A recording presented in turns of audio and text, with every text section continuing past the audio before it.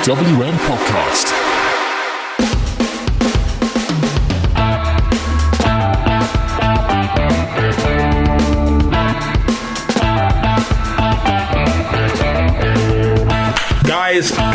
Guys, I'm super excited. It is time for my second favorite pay-per-view of the year. It is and it is the go-home show for it. This is the Raw before the Royal Rumble, and we are here to talk about it on Raw Talk.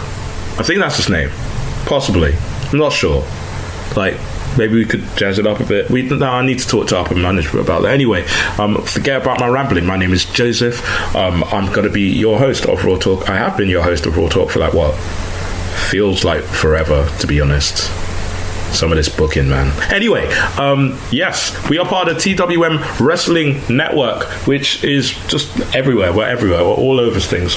Every single social media is at TWM Wrestle, because at TWM Wrestling is the one that got away. Anyway, we have articles constantly coming out, pretty much every day a week. We have podcasts most days a week, 6 days a week, unfortunately. We are not the Beatles. We cannot put out podcasts 8 days a week. That would have severe implications in terms of time recursion and entropy, to be honest. Yeah. Anyway, I can't do this alone. Well, no, I can do this alone. It'd just be way less entertaining. So I have here a man who I believe threw 29 other applicants over the top rope to get his latest teaching promotion. This is a man calling from... What imaginary place can I pick this time? I'll just say the city of Northern Lights. It's Thomas. The city of Northern Lights. I like it. Personally, I would have gone. I would have said that I'm second star from the left and straight on till morning. But okay. Yeah, it's true. Yep. Yeah. Well, fair enough. That's not bad. That's not bad at all. Thank you. That's not a bad reference Thank at all. Yep. Be honest. This intro has already gone longer than any Mandrew's match with something on the line. So let's hang up. It was Seth the Redeemer after the events of Raw this week. We're actually going to start kind of from the beginning. It's very rare we get to do that, but I feel like this is the biggest news that Raw had to offer. What do you think, Tom? Was Seth the Redeemer the biggest news that Raw had to offer? Honestly, to open the show, yeah. Obviously, we had the turn from Buddy Murphy last week. Obviously. So, well, I say turn, it's more realign. Yeah. Yeah, it's just is what it is. We'll jump straight into it. The show opens with Seth talking about being on the right side of history and all of that usual stuff and being a visionary and so on and so forth. But in reality, all it looks like is that Buddy Murphy now has the same tail as AOP. Yeah, it's kind of like, we are now bad guys. We wear suits. We look expensive and you look cheap. Well, it's like Seth doesn't wear suits, which I find super interesting. It's a nice dynamic. It makes them stick out from the group. And I am liking the look of this group. I think one more person that's it. I think one more person will be great, and even if that's a female. Yeah, it would be really, really nice if it was a lady. And I can't think about. Yeah, a lady would be great for it, but it all depends. You need to get the right person. Really, Ruby Riott ain't doing much anyway. What could be Liv? Yeah, out come Kev and Joe, who want to fight. Predict. Wow, really? Yeah. Those guys never want to fight, ever. Yeah, exactly. Oh, that's new. Exactly. Yeah, everyone knows that famous catchphrase, pessimism owens pessimism. Big. So, yeah. But yeah. You have to be massive to get that word. Oh, well, yeah, speaking of massive, Kev and Joe have backup. Their backup, they've replaced the biggest guy they could find with two still quite big guys. I think straight away, everyone just went, oh, they're doing it now. Yeah. And we know what that, well, we'll get onto what that is in a minute. Mm-hmm. But like random choice of backup. It's not that random. It's not that random. I mean, we know why they've done it. Yeah, we know why they've done it, but it's not that random. It's like, again, it's not treating us like morons. The four of those people would have crossed paths in previous lives in various places. Like, I believe that there would be like, I believe that the Viking Raiders would have believed it would be the honourable thing to do to help them. Possibly, and obviously there is a certain tag team in the ring that they have not fought. Yeah, exactly. As well, and we all know that they want to be all conquering, and obviously because they are raiders, yes, we shall say. Yeah. So they do want to take everyone out, take on all possible comers, and there's a tag team in the ring who they would want to fight. Exactly. But in retaliation to basically the raid, Seth Rollins says that he and Buddy Murphy are challenging for the tag titles because when you claim you've got biblical powers in the Fed, all it gives you is matchmaking powers. Yeah. They got the wrong tag team. We'll talk about that. And there's not really much to say because, well, everyone knows how great Buddy Murphy is after losing 3 times. Seth Rollins has quite a body of work behind him, and the Viking Raiders can be quite the machine when they want to be. So, great match. I don't know moves, so I'm not going to go through it bullet point by bullet point. But the important thing here, there were numerous moves, including knees, and kicks and cartwheels. Yes. Knees, kicks, cartwheels, a couple of attempted splashes, but I believe it ended with a curb stomp on the hardest part of the ring. Oh, yes. Yes, I will agree with kayfabe here and say it is the hardest part of the ring. I honestly thought you're gonna do. You're gonna do the business boys thing of it's not the hardest part of the ring. And now you are now a business boy because you have just said it. I am not a business boy because I'm not Welsh enough. Anyway, I love you, Mike. You can catch the other half of the Business Boys on the Indie Wrestling Podcast out tomorrow. I could still do plugs. Even though I didn't do one at the beginning. Yes. So Seth and Buddy Murphy. Why wasn't this AOP? I don't know. I'm so annoyed.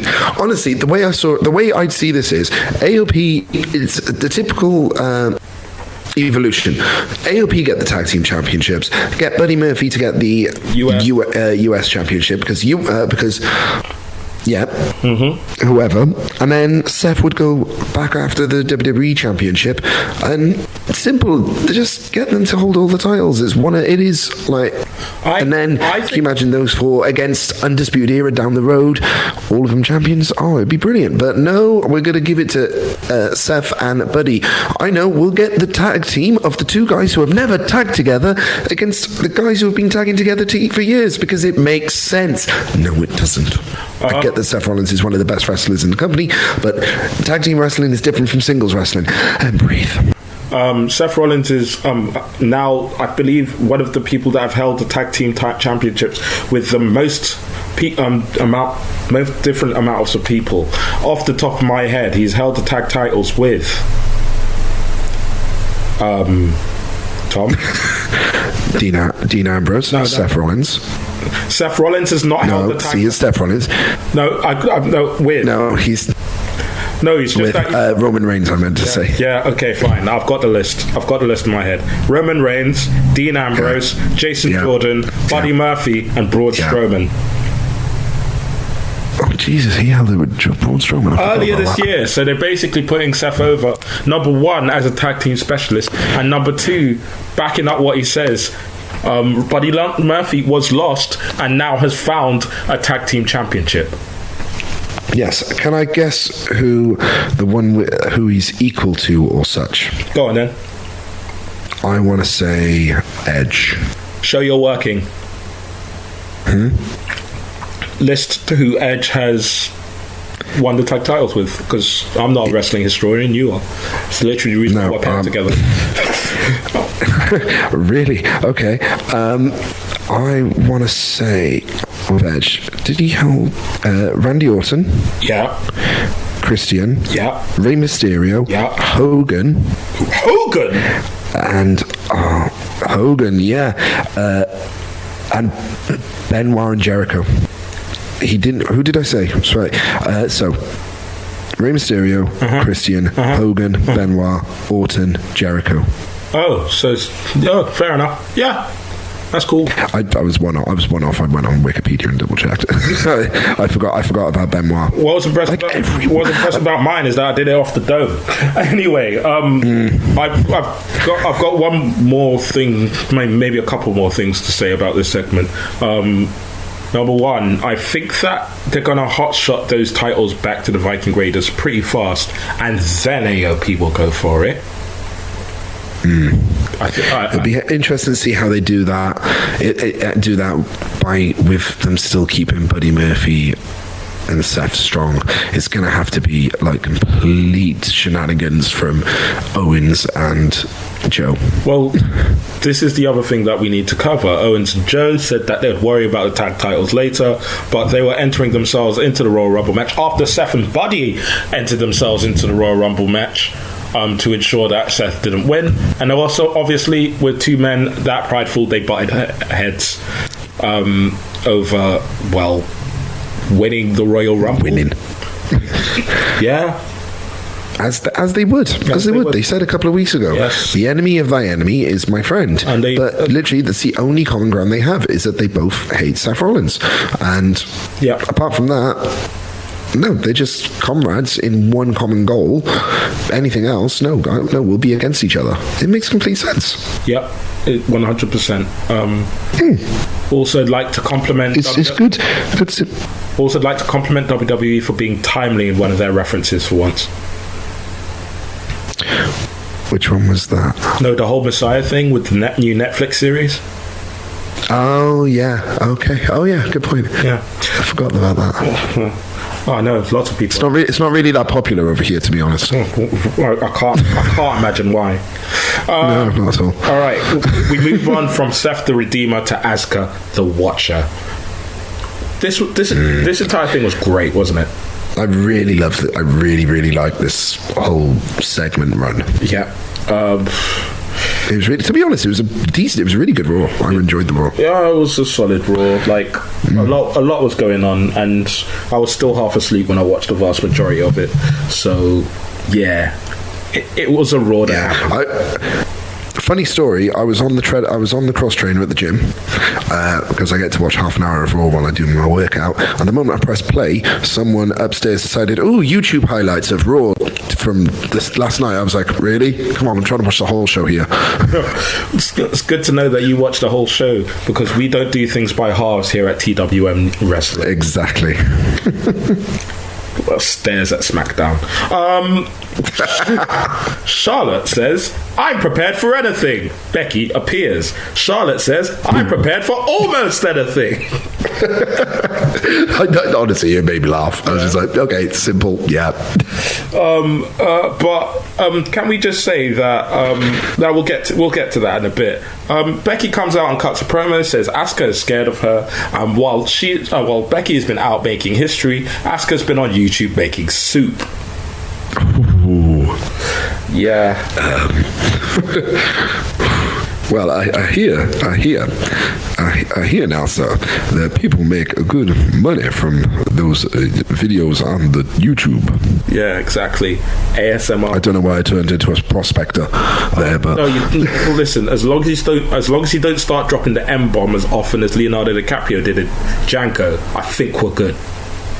Nugget. If you want to go that far, we can go that far. This is the nation. I'll dominate anyway.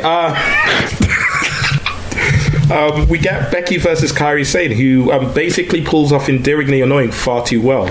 Also, she's brilliant. Also, random shower thought. Kairi Sane is the Becky Lynch to Asuka's Charlotte.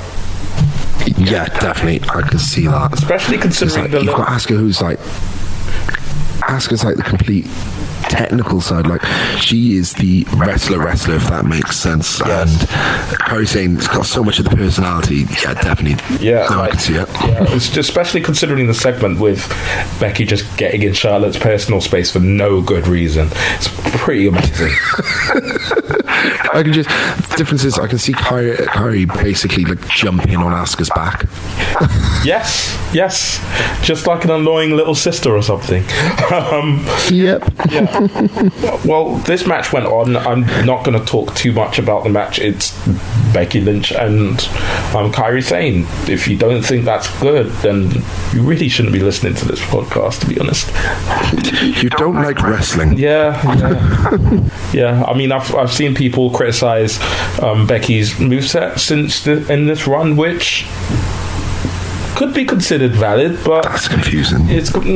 But she's like, you can do more with less.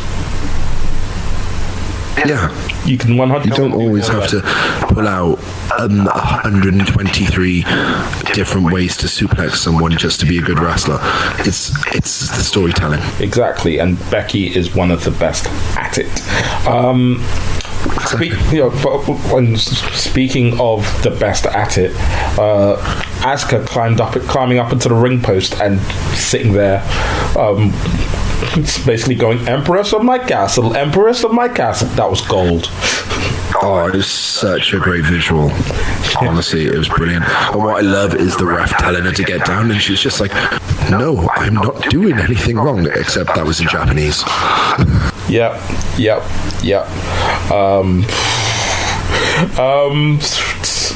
So it could only end in one way, though, right? Oh, of course. This is the wrestling world. You can't just sit there and not get involved in some way. Like, if you paint a target in yourself, someone's going to take a shot, and to be honest, the man don't miss.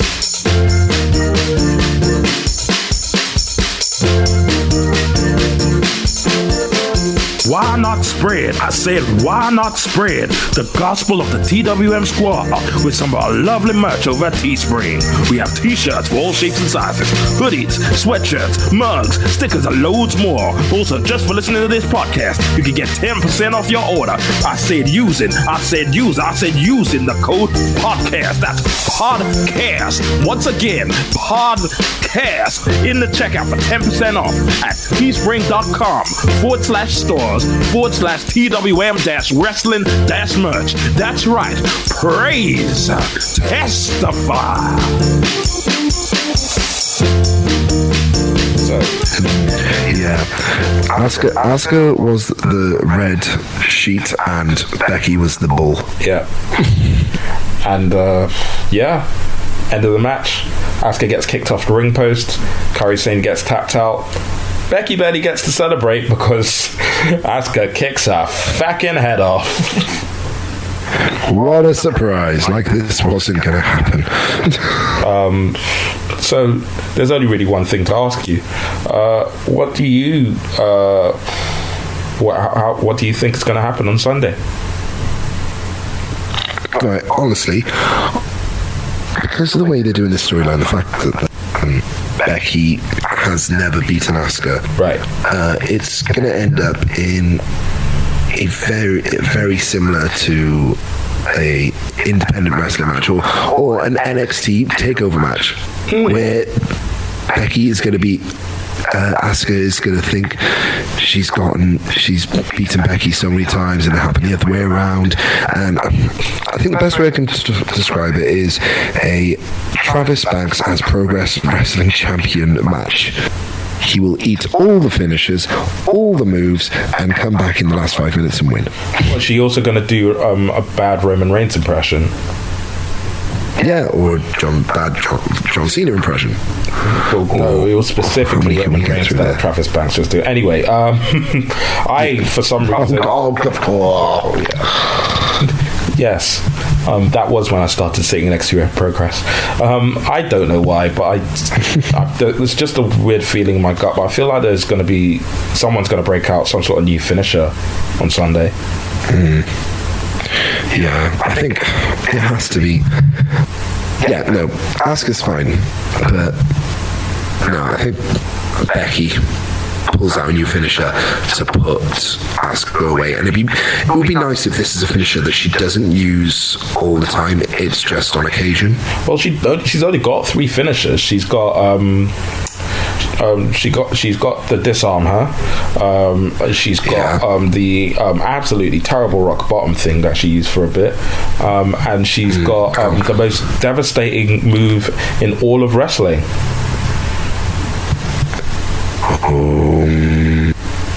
Yeah, that's right. She's got the schoolgirl roll-up. She beat of course. She beat Ronda Rousey with that, the baddest woman in the planet. She needs a finish. You know, she could probably win the 24/7 championship. Not against the new holder, but we'll get to that. We go. Let's move on very quickly. We go from Asuka to Watcher to Andrade the Murderer. See, now I really liked this match. This isn't the match that you were expecting from these two. You'd expect like a high flying, a quicker pace, but no, this match was brutal. Some of the landings onto the ladders were they looked horrendous. Having seen Andrade quite close, he likes a spill. That was a humble brag. Yeah, he likes a spill, but no, this was a feud ender. This was a real feud ender, and Ray really got his shit in, huh? Yeah. You got all the moves that you expect Rey Mysterio to do at this point of his career, at his age. And let's be honest, anyone else his age does not move like this at all. Right. The fact that he's moving like a man who is about 7 or 8 years younger than him in shape, it's amazing. It is amazing. And when I'm not going to go through it, it's just spot after spot after spot. Ray hits a 619 and basically has it won, but Selena climbs the ladder and it's just Selena allowing, right? She just sits there and it's just Selena. Yeah. It makes me think, like, why has no female valet ever thought about doing this before in a ladder match? Oh no, my person's going to win. I'll just sit in the way. They can't hit me. I'm a girl. It's the WWE. That's not allowed. Yeah, I mean, you got all that you would expect from a Rey Mysterio match at his age now. And, I mean, I'm pretty sure the guy is ageless, to be honest. We just don't know because he never takes his mask off. I know. Oh, people taking their mask off. I mean, I can imagine him, like the facial expressions and such he would do in the ring without a mask. I think he would be brilliant. I just wish some other wrestler with the WWE right now would wear a mask instead of have his face covered. I don't know. Who would that be, though? It's fine. We'll get to that. Let's talk about the conclusion of this match. Ray does have it won. He has hit Andrade with a 619, and he's taken a really gnarly bump. But Zelina climbs the ladder before Ray gets to the top, perches there, and is just Zelina. Why haven't people done this before? Why haven't managers just thought, shit, they're going to win. I know, I'll just sit on top of the ladder. I'm a woman. You can't hit me. It's the dub. Well, I'll tell you why. Because the last time they did, if you gender flip this, gender flip the ending of this ladder match, you know what we get? What? The first ever women's ladder Money in the Bank. Oh yeah, of course. Yeah, but she didn't go for the title. Yeah, I know, but that's the difference. I know it is, but yeah, that's because she knows better. Yeah. Right. So Andrade hits his finisher through a ladder, it almost looks like he comes off worse. But Ray is Ray, sells it like, bumps like a boss, sells it like a boss, and Andrade can collect his title at his leisure. Ending the feud. Yeah, ending the feud. Great match. Not quite ending the feud, because Andrade decides he wants to end Rey Mysterio permanently, and so he goes for the padding outside again. Very much like, well, to be honest, it's a really nice callback that he does this, isn't it? Yeah, I really like that it's becoming part of his character. Yeah, as well. It shows that Johnny Wrestling left his mark. Yeah, but he's about to end Rey Mysterio's entire career. Oh my goodness, Super Hot Fire's back, and I'm super excited. But when a mark in a mask makes his mark on this show. I know.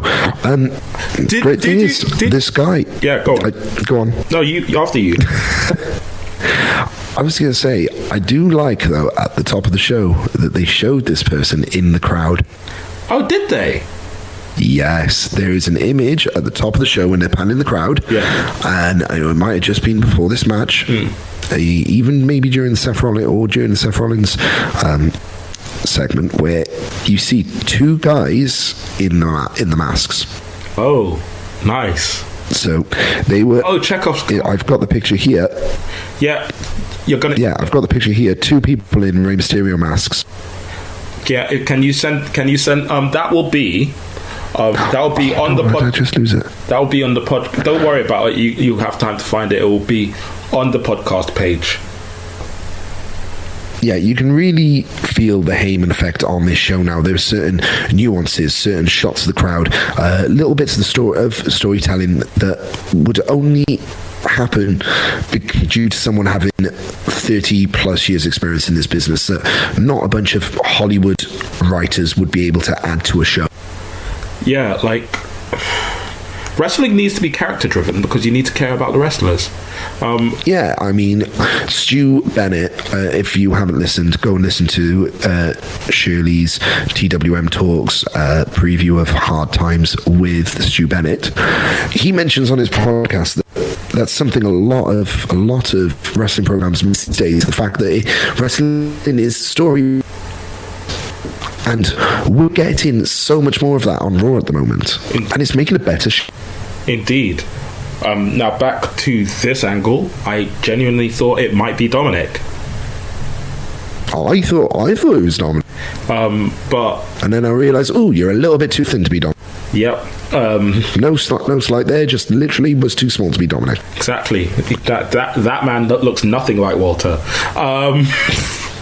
Yeah, indeed. It was Dalegas himself. Yeah.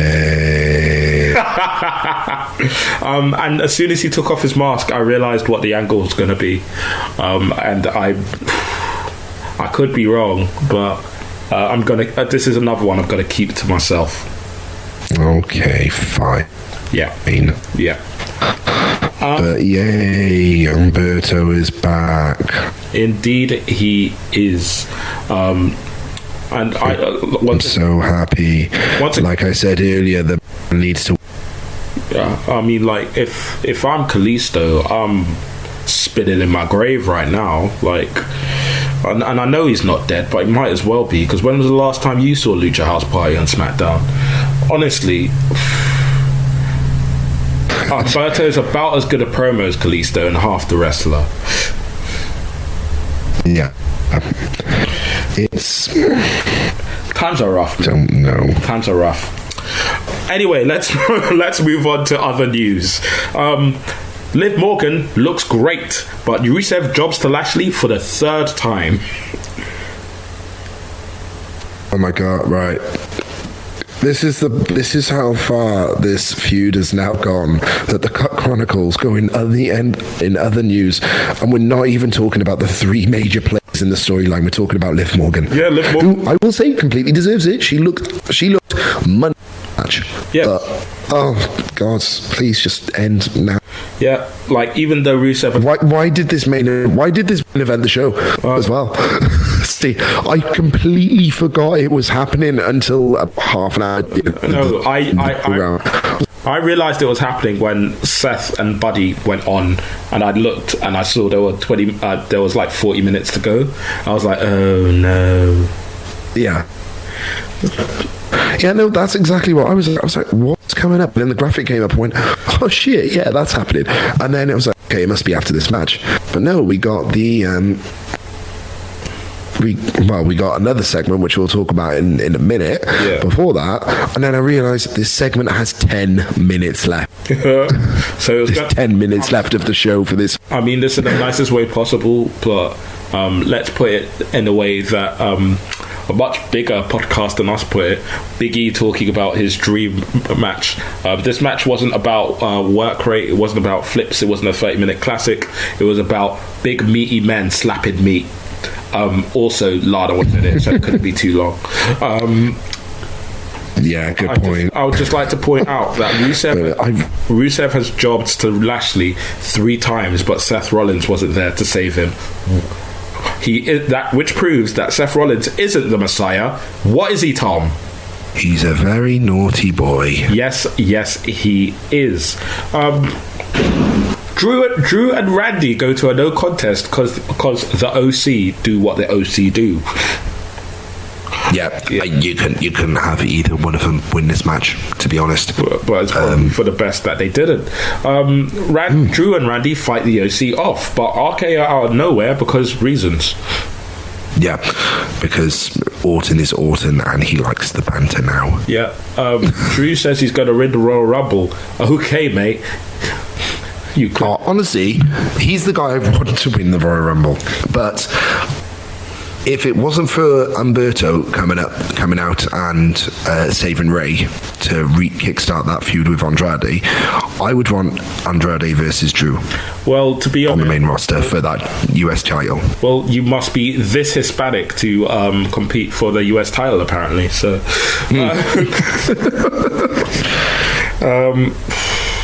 yeah. Yeah, you know what? I'm not going to say that joke. There's no need. The next bullet point reads as follows, and we're just going to let it breathe. We're not going to say anything about it. I'm just going to read it, and just going to let it breathe. Are ready? The rehabilitation of the Black Mass. That's it. Yep, that's how long the match was. Yeah, next point. Ricochet wanted all the smoke. Mojo wants all the smoke, and the Street Profits will want better writing for their comedy segments. Okay, first of all, Ricochet, I'm not scared. Oh shit, now I've got to get in the ring.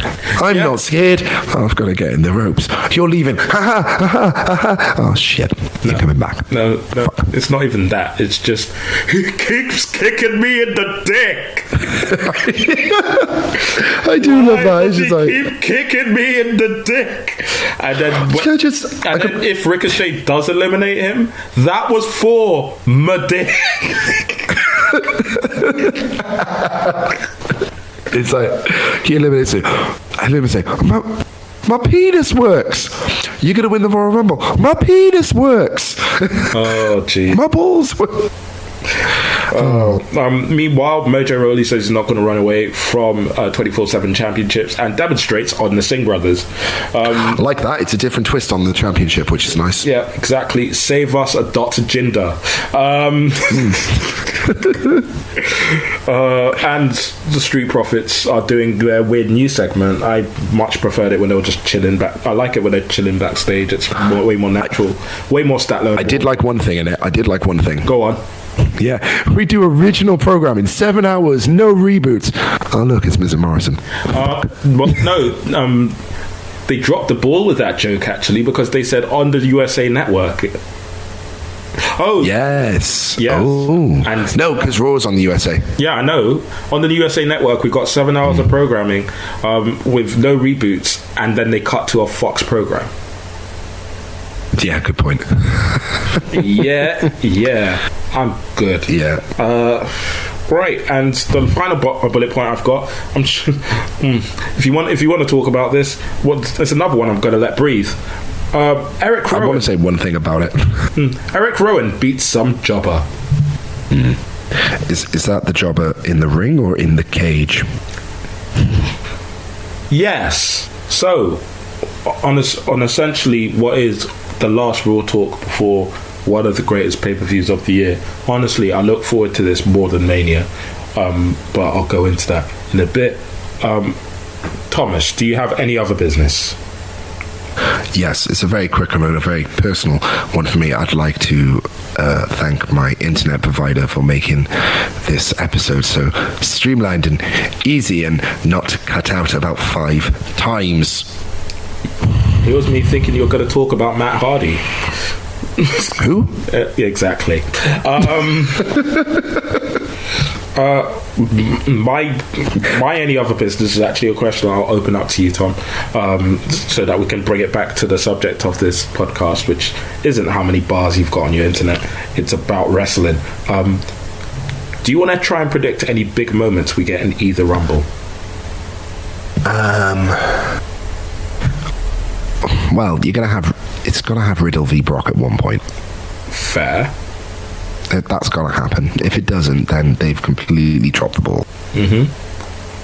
Anything else? Kofi will somehow save himself again. I think Kofi will attempt to save himself and be foiled by John Morrison. Yeah, or John Morrison completely outshines him, or something. I don't know. I think Brock is going to be jumped by about 15 people. And that's you know what I'd love?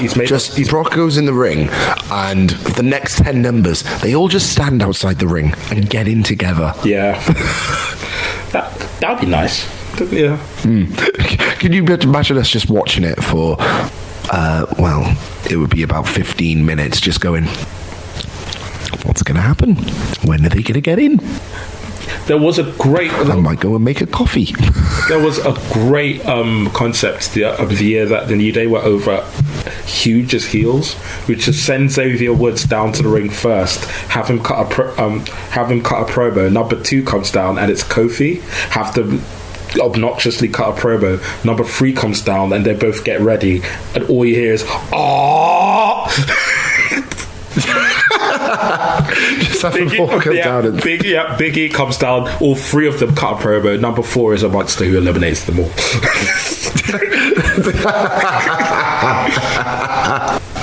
Oh, all right, excellent. Yeah, no, I want that to happen. Unfortunately, do we have a heel group that's over like that? Maybe the OC, but I don't think they'd waste 2 spots on Anderson and Gallows. Right, and you can't do it at the moment because Brock's starting first. Exactly. Right, guys, this has been Raw Talk. We're really excited about the Rumble. We have loads going on for the Rumble. You can find it, and you can keep up with it at the TWM Wrestle. We've also got a bit of stuff covering the Rock and Wrestling Rager at Sea from AEW. Yeah, it's all there at TWM Wrestle, twm.news for all your news, reviews, podcasts, all of it. Please keep up with us. Tom, give us a social media network. Yours, actually, not A1. I give A1. Yep. You give your one. I give mine because I want those followers. Follow me at TD Walton. Please follow me. I'm posting more regularly now and more interesting things. He says that, but it's not true. I'm going to post out... Yeah, and that's it. Joe's laptop cut out and it kind of corrupted the end of the podcast. So this is just me sitting from the editing booth. My bad. Just to say, thanks for listening to Raw Talk. Follow us at TWM Wrestle, and hopefully things go a bit better next week. Bye. I'm going to cut you off there.